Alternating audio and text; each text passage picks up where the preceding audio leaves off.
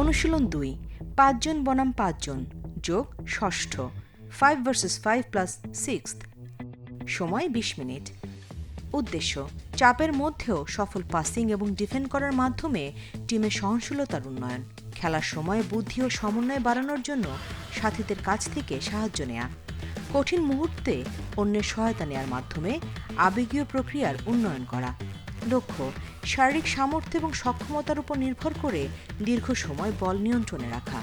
নির্দেশনা, 35x25 গজ মাপের একটি বক্স তৈরি করুন। খেলোয়াড়দের মধ্য থেকে 5 জন বনাম 5 জনের বল দখলে রাখা খেলা দেখতে 2টি দলে বা আরও বেশি দলে বিভক্ত করুন।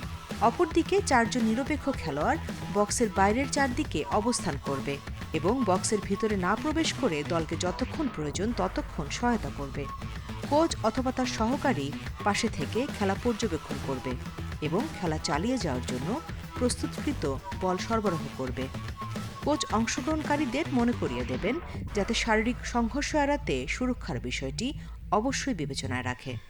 খেলার প্রক্রিয়া, বক্সের এক কর্নারে না খেলে পুরো জায়গাটি ব্যবহার করে খেলার বিষয়ে পরামর্শ দিন।